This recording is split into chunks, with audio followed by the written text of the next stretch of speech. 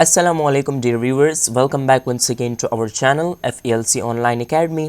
Last session में हमने काम किया था, डिस्कशन किया था अबाउट किस चीज़ के ऊपर। हमने फोटोशॉप को शुरू किया था, ठीक है।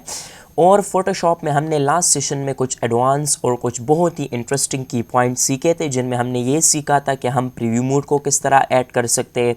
इसके अलावा इंटरफेस से रिलेटेड हमने 2 पॉइंट्स क्लियर किए थे, और साथ ही साथ हमने ये पढ़ा था कि हमारे साथ फिल के कितने ऑप्शंस होते हैं और आपने जूमिंग को किस तरह से ऐड करना है, ठीक है। उम्मीद है वो लेक्चर आप लोगों को पसंद आया होगा और आप लोगों ने जो है वो काम भी किया होगा, उस पर खूब प्रैक्टिस भी किया होगा, ठीक है। आज के इस लेक्चर से हम बहुत ही इम्पोर्टेंट जो है वो कमांड स्टार्ट करने जा रहे हैं, जिसको हम बोलते हैं टूल्स ऑफ फोटोशॉप, ठीक है। देखिए, जब भी आप चाहते हैं कि मैं फ़ोटोशॉप को जो है क्या करूं, बिल्कुल सही तरीके से एक बेस्ट वे से सीखूं, तो उसके लिए आप लोगों को ज़रूरी है कि आप लोग किस चीज़ के ऊपर काम करें, टूल्स के ऊपर। अब मसला ये, हमें टूल्स नहीं आते, तो अगर आप लोगों को टूल्स को सही तरीके से इस्तेमाल करना नहीं आता तो आप उसमें काम किस तरह करेंगे, ठीक है। अब फॉर एग्ज़ाम्पल ये फ़ोटोशॉप हो गया, कोरल ड्रा हो गया, ये सारे हमारे टूल्स हैं। अब ये मेरे पास सारे पड़े हुए हैं, जिस तरह हमारे पास फॉर एग्जांपल मैं एक आम बंदा हूँ, ठीक है।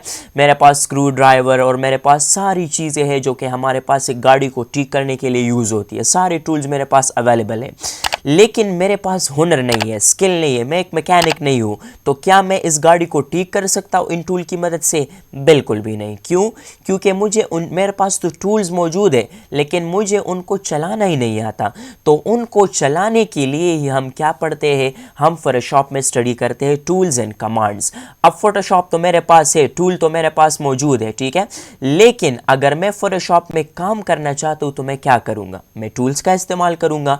तो आज के इस लेक्चर से हम जो है स्टार्ट करने वाले हैं, हम टूल्स का इस्तेमाल स्टार्ट करने वाले कि हम टूल्स को किस तरह यूज़ करेंगे प्रॉपर अपने डेली लाइफ में, और इसमें हम डिफरेंट जो है प्रॉब्लम्स को किस तरह सॉल्व करेंगे। तो ये सारी चीज़ें करने के बाद तब आप इस काबिल हो जाएंगे कि आप लोग फोटोशॉप में किसी भी तरह का काम प्रॉपरली कर सके, ठीक है। तो लास्ट सेशन में मैंने आप लोगों को सारी बेसिक्स बता दी थी, ठीक है। सारी चीज़ें मैंने समझा रही थी about the splash screen, about the interfaces, about how to import images from different sources. ये सारी चीज़ें हमने कवर कर ली थी, ठीक है। आज के इस लेक्चर से हम इंशाल्लाह स्टार्ट करने वाले हैं टूल्स एंड कमांड्स, ठीक है।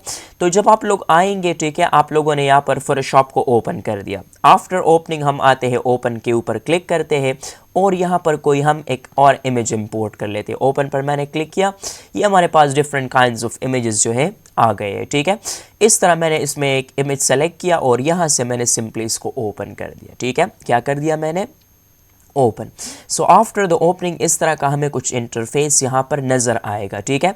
तो ये जो हमारा टूल बॉक्स है वो देखिए यहाँ पर मौजूद है। इनमें ये सारे हमारे पास डिफरेंट टाइप्स ऑफ टूल्स हैं। इंशाल्लाह इसको हम बिल्कुल डिटेल के साथ सीखेंगे और इस चीज़ के ऊपर काम करेंगे।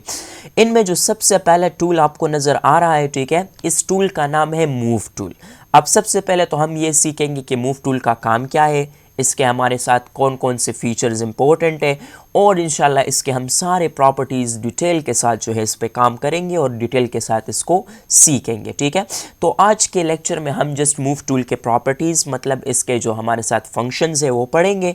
ये हमारे साथ माइक्रोसॉफ्ट जो हमारे पास एडोबी फोटोशॉप है उसमें किस मकसद के लिए यूज़ होता है उसके बारे में इंशाल्लाह हम स्टडी करेंगे।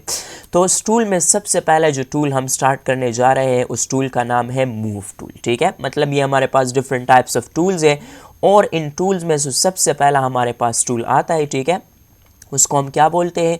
उसको हम बोलते हैं जी मूव टूल, ठीक है। तो सबसे पहले हम ये सीखेंगे कि मूव टूल में हमारे साथ इसका इस्तेमाल क्यों होता है और ये हम किस लिए यूज़ कर सकते हैं। पहले तो आप ये बात जहन में याद रखें कि जब भी आप लोग मूव टूल को इस्तेमाल करना चाहते हो तो उसके लिए आप लोगों को प्रेस करना होगा वी, ठीक है। अब देखिए किस तरह। अब फॉर एग्जांपल मैंने यहाँ पर एक ब्रश टूल लिया हुआ है और मैंने यहाँ पर ब्रश वगैरह कर दिया। अब मैं चाहता हूँ कि मैं डायरेक्टली जाऊँ कहाँ पर? मैं मूव टूल के ऊपर जाऊँ, ठीक है। तो आप लोगों ने सिंपली क्या करना होगा, यहाँ पर सिंपली आप लोग कीबोर्ड से वी प्रेस कर दे। देखिए वी प्रेस करने के बाद क्या हो गया हमारे पास, डायरेक्टली हमारे पास जो टूल था वो मूव टूल पर पहुंच गए। चाहे आप किसी भी टूल में हो, मैं शेप टूल लेता हूँ, मैं जैसे वी प्रेस करूँगा तो वी हमारे पास शॉर्टकट है कौन सी टूल की, मूव टूल की, ठीक है। इसमें हम डायरेक्टली जंप कर सकते हैं मूव टूल की तरफ।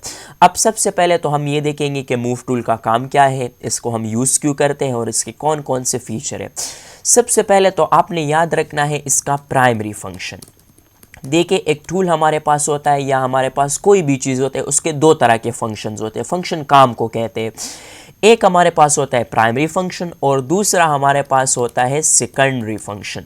प्राइमरी फंक्शन से मेरा क्या मुराद है, जब आप लोग आते हो, ठीक है, आप लोग ABC राइट करते हो, फॉर एग्जांपल ये हमारे पास एरिया है, मैं जब ASDF प्रेस करते हो तो ये इस तरह, ये इसके प्राइमरी फंक्शंस हैं। लेकिन अगर आप इसके साथ शिफ्ट को होल्ड करके फिर अगर आप इसके साथ लेके तो देखिए ये हमारे साथ इसका सेकेंडरी फंक्शन हो गया। तो प्राइमरी जो इसका अपना फंक्शन अपना काम होता है और सेकेंडरी जो इसके अदर हमारे पास डिफरेंट यूजेस है, मतलब डिफरेंट कॉम्बिनेशन से डिफरेंट चीज़ों से हम फिर इसको डिफरेंट जगहों पर इस्तेमाल कर सकते हैं, ठीक है। तो इंशाल्लाह इसमें हम डिटेल में प्राइमरी फंक्शंस भी इसके सीखेंगे और साथ ही साथ इसके सारे सेकेंडरी फंक्शंस को भी क्लियर करेंगे, ठीक है। सबसे पहले तो आप याद रखें जब भी आप मूव टूल पर काम करना चाहते हैं या कोई भी टूल आप उठाए, ठीक है, तो फोटोशॉप में ऑटोमेटिकली जब आप लोग एक न्यू फाइल लेते हो, ठीक है, मैं यहाँ पर कंट्रोल O प्रेस करता हूँ, यहाँ पर लेट्स सपोज हमने एक इमेज उठा लिया। अब मुझे इस इमेज को एक जगह से दूसरी जगह मूव करना है, तो ये हमारे साथ अगर देखें आप तो ये बाय डिफ़ॉल्ट हमारे पास है लॉक, ठीक है। अब इसको अनलॉक करने के लिए आप लोग क्या कर सकते हो, अगर मैं लेफ्ट क्लिक को इस तरह होल्ड करूँ, इसको ड्रैग करूँ, तो यहाँ पर हमारे साथ एक इन्फॉर्मेशन सेक्शन आ गया। इसमें कह रहा है कि आप लोग बैकग्राउंड लेयर को डायरेक्टली मूव नहीं कर सकते। उसके लिए आप लोग क्या करेंगे, उसके लिए आप इसको जो है पहले नॉर्मल लेयर में कन्वर्ट करेंगे, ठीक है। तो सबसे पहले तो ये समझते हैं कि नॉर्मल लेयर क्या होता है। लेयर के इंशाल्लाह हम आगे डिटेल के साथ सीखेंगे, लेकिन इससे रिलेटेड चूँकि ये पॉइंट है तो यहाँ पर लेयर की थोड़ी कॉन्सेप्ट हम समझ लेते हैं, तो उसके लिए उसके बाद आप लोगों को थोड़ी आसानी होगी, ठीक है। देखिए लेयर का कॉन्सेप्ट क्या है। लेयर हमारे पास किस लिए यूज़ होता है इसको हम देखते हैं। पहले सबसे पहले हमारे पास होता है बैकग्राउंड लेयर, ठीक है। दूसरा जो है लेयर का एक टाइप है, उसको हम बोलते हैं क्या, नॉर्मल लेयर, ठीक है। तीसरा हमारे पास लेयर का एक टाइप है जिसको हम बोलते हैं क्या, जिसको हम बोलते हैं ब्लैंक लेयर, ठीक है। ब्लैंक लेयर भी आप इसको बोल सकते हो और आप इसको एम्प्टी लेयर भी बोल सकते हो, या आप इसको न्यू लेयर के नाम से भी जो है जान सकते हो, ठीक है। तो अब सबसे पहला बैकग्राउंड लेयर क्या होता है, ठीक है। बैकग्राउंड लेयर आपके जो ओरिजिनल पिक्चर है, ठीक है, ओरिजिनल जो आप पिक्चर आपने लिया हुआ है उसका जो हमारे पास एरिया होता है, उसका जो पिक्चर होता है उसको हम बोलते हैं जी background layer. And original picture पर हम नो वर्क, इस पर कोई काम हम नहीं करते। अब इस तरह ये हमारे पास फोटोशॉप है ना, ये हमारे पास है बैकग्राउंड लेयर। तो बैकग्राउंड लेयर पर हम कभी भी जो है काम नहीं करते, मतलब ये हमारे पास ओरिजिनल लेयर होता है। अगर इस पर आपने गलती से कोई काम कर लिया और आपने सेव कर लिया तो आपका ओरिजिनल इमेज भी ख़राब हो सकता है। तो उसके जो है प्रॉब्लम सोल्यूशन के लिए हम फिर क्या करते हैं, हम फिर इसको नॉर्मल लेयर में कन्वर्ट करते हैं, ठीक है। नॉर्मल लेयर में हम दो तरीके से कन्वर्ट कर सकते हैं, एक तो इस बैकग्राउंड को ही नॉर्मल लेयर में कन्वर्ट कर दो, या इससे हम एक कॉपी भी ले सकते हैं, डुप्लीकेट जिसको हम कहते हैं। नॉर्मल लेयर में कन्वर्ट करने की एक बहुत ही आसान शॉर्टकट है, वो मैं आपको बताता हूँ, ठीक है। इसकी शॉर्टकट है Ctrl+J।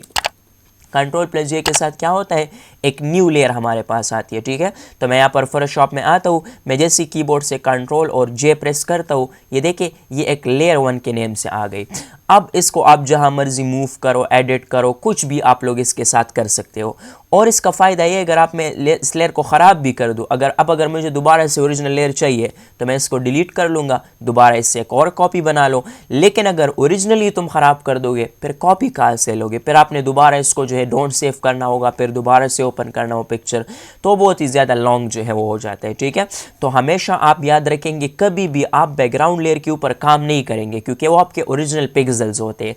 आप हमेशा या तो इससे जो है एक नॉर्मल लेयर ले लें, और या दूसरा भी आपके पास एक ऑप्शन है, जब भी आप एक न्यू वर्क करोगे, ठीक है, फोटोशॉप में, तो आप हमेशा एक न्यू लेयर का इस्तेमाल करोगे। और उसके लिए मैं आपको एक आसान शॉर्टकट बताता हूँ, ठीक है, और वो शॉर्टकट है Ctrl+Shift+N, ठीक है। Ctrl+Shift+N से एक न्यू लेयर आती है। अब देखिए मैं Ctrl+Shift+N प्रेस करता हूँ, एक न्यू लेयर आ गई, ठीक है। इस तरह से देखिए बिल्कुल एक ब्लैंक लेयर है। अब यहाँ पर मैं आता हूँ, मैंने इस तरह कुछ काम किया, फिर दोबारा से Ctrl+Shift+N, फिर ओके। इस दूसरे लेयर पर मैं X के साथ इसको स्विच कर लेता हूँ, ठीक है। इस तरह ये मैंने काम किया। अब अगर कोई बंदा मुझसे कहे कि इन दोनों को मैंने इंडिविजुअली जो है एक जगह से दूसरी जगह मूव करना है, तो मैं वी प्रेस करूँगा, मूव टूल आ जाएगा। देखिए ये हमारे पास एक अलग लेयर है और ये एक अलग लेयर है। लेकिन अगर ये सारी चीज़ें मैं कहाँ पर करता, मैं यहाँ पर आता हूँ, ठीक है, फोटोशॉप में, और मैंने बैकग्राउंड लेयर के ऊपर ही कर दिए।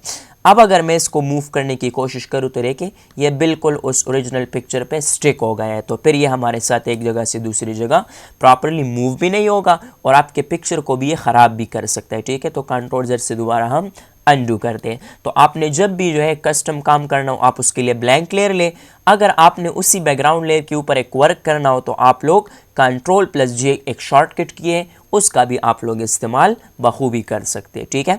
तो आइए हम सीखते हैं आप मूव टूल के जो है कुछ फंक्शंस के यूज़ कब होते हैं और ये हम किस मकसद के लिए जो है इस्तेमाल करते हैं। सबसे पहले इसके प्राइमरी फंक्शंस को देखते हैं। देखिए इसके प्राइमरी फंक्शंस हमारे पास सबसे पहला क्या है, it is use to move the object from one location to another, ठीक है। अब देखिए इसका सबसे पहला फंक्शन या इसका सबसे पहला काम क्या है कि ये ऑब्जेक्ट हमारे पास जो होता है उसको एक जगह से दूसरी जगह पर मतलब मूव करने के लिए हम क्या करते हैं, मूव टूल का इस्तेमाल करते हैं। देखिए इसका नाम भी इसलिए मूव टूल रखा गया है क्योंकि ये हमारे साथ एक ऑब्जेक्ट को एक जगह से दूसरी जगह मूव करने में मदद करता है। किस तरह, सबसे पहले हम यहाँ पर इस बैकग्राउंड से एक Ctrl+J के साथ डुप्लीकेट ले लेते हैं और प्लस इस बैकग्राउंड को आप हाइड कर दे ताकि आपको डिस्टर्ब ना करे। अब मैंने यहाँ पर मूव टूल उठाई, इसके ऊपर में आया, ठीक है। मैं लेफ़्ट क्लिक को होल्ड करूँगा, यहाँ से देखिए मैं इसको एक लोकेशन से दूसरी लोकेशन पर आसानी के साथ मूव कर सकता हूँ। इस तरह आप कोई भी जो है इमेज उठाए और आप चाहते हो कि मैं इसको क्या करूँ, एक जगह से दूसरी जगह मूव करूँ, तो हम आएंगे बैक, ठीक है। इसमें हमारे साथ डिफरेंट टाइप्स ऑफ ऑप्शंस आपको मिलेंगे, जो भी डिज़ाइन आपको पसंद हो। सबसे पहले तो आपने उसे ओपन कर देना है, ठीक है। मैंने वेव पे क्लिक किया, यहाँ पर ये ओपन कर दिया। अब मैं इसको मूव करना चाहता हूँ तो सबसे पहले हम Ctrl+J प्रेस करेंगे, डुप्लीकेट लेंगे, ठीक है, और फिर यहाँ पर हम इसको आसानी के साथ एक जगह से दूसरी जगह मूव कर सकते हैं, ठीक है। तो ये आप लोगों का सबसे पहला फंक्शन हो गया, प्राइमरी फंक्शन, जो इसका खुद का फंक्शन है कि हम एक ऑब्जेक्ट को एक जगह से दूसरी जगह आसानी के साथ ऐड कर सकते हैं, लेकिन लेयर के अंदर, मतलब इस फाइल के अंदर। फिर इसका एक दूसरा काम भी है, ठीक है, it is also used to move the object from one document to another। ये हमारे पास अक्सर फिर किस लिए यूज़ होता है कि आपने एक ऑब्जेक्ट को एक डॉक्यूमेंट से दूसरे डॉक्यूमेंट पर ले जाने, तो उसके लिए भी हमारे पास ये बहुत काम आता है, ठीक है। किस तरह, अब ये मेरे पास एक इमेज है, ठीक है। अब ये मेरे पास एक अलग फाइल है और इसको मैं ओपन करता हूँ, ये एक अलग फाइल है, ठीक है। मैंने इसको यहाँ पर रख दिया। अब मैं चाहता हूँ कि वो जो वेव इफेक्ट है मैं इस इमेज के ऊपर यहाँ पर लाऊं, ठीक है, मतलब इस लेयर को यहाँ पर ऐड करूँ यहाँ पर, ठीक है। तो मूव करने का वही तरीका है, मूव टूल उठाओ, यहाँ पर लेफ्ट क्लिक होल्ड रखो और आपने सिंपली क्या करना होगा, इस दूसरी फाइल पर आना होगा, लेकिन क्लिक डायरेक्टली नहीं छोड़ना होगा। फिर इसके अंदर आए और क्लिक को बस छोड़ दे, तो देखिए वो इमेज आप लोगों के साथ इस तरह से आ जाएगा। देखिए वो लेयर हमारे पास इस तरह से आ गया। फिर आप लोग क्या कर सकते हो, इसमें डिफरेंट डिज़ाइन अप्लाई कर सकते हो। जैसे मैंने यहाँ पर सॉफ्ट लाइट सेलेक्ट किया तो देखिए एक बेहतरीन किस्म का इफेक्ट हमारे पिक्चर पर क्या हो गया है, ऐड हो गया है, ठीक है। तो मतलब हम मूव टूल का इस्तेमाल करके दो काम कर सकते हैं। इसके अपने दो फंक्शंस हैं, एक ऑब्जेक्ट को दूसरी जगह मूव करना और एक हमारे पास एक ऑब्जेक्ट को एक डॉक्यूमेंट से दूसरी डॉक्यूमेंट पर मूव करने के लिए हम इसका इस्तेमाल करते हैं। लेकिन हमारे पास इसके कुछ बेहतरीन और सेकेंडरी फंक्शंस भी है, जिनमें सबसे पहला फंक्शन ये है कि it is used to resize the picture, ठीक है। ये अक्सर पिक्चर को रिसाइज करने के लिए भी इस्तेमाल होता है, लेकिन उसके लिए आपने सबसे पहले क्या करना होगा, Ctrl+T प्रेस करना होगा ताकि ट्रांसफॉर्म आ जाए। फिर ट्रांसफॉर्म से आप लोग इसमें क्या कर सकते हो, डिफरेंट चेंजेस कर सकते हो, ठीक है। मैं यहाँ पर इसको क्लोज करता हूँ, Ctrl+W, ये हमने सीखा था, ठीक है। अब ये मेरे पास एक पिक्चर है, मैं चाहता हूँ कि इसका साइज़ थोड़ा सा छोटा कर दूँ या बड़ा कर दूँ, तो उसके लिए आपने क्या करना होगा, कंट्रोल बटन को होल्ड करें और टी प्रेस कर दें, ठीक है। Ctrl+T प्रेस करने से इस तरह इसमें रिसाइज हैंडल्स आप लोगों के पास एक्टिव हो जाएंगे। अब किसी भी हैंडल में आकर आप लोग लेफ़्ट क्लिक को होल्ड रखें और इसको जितना मर्जी चाहे आप लोग मूव टूल की मदद से मूव भी कर सकते हो, प्लस इसको आप लोग रीसाइज भी अपनी मर्जी का कर सकते हो, ठीक है। फिर अगर आप लोग आल्ट की को होल्ड करें तो ये बिल्कुल 4 साइड से देखिए हमारे पास आप लोगों को नज़र आ रहा होगा, बिल्कुल 4 साइड से ये हमारे पास जूम कर रहे हैं, ठीक है। तो 4 साइडेड जूमिंग भी हम कर सकते हैं, मतलब इसको बड़ा या छोटा करना।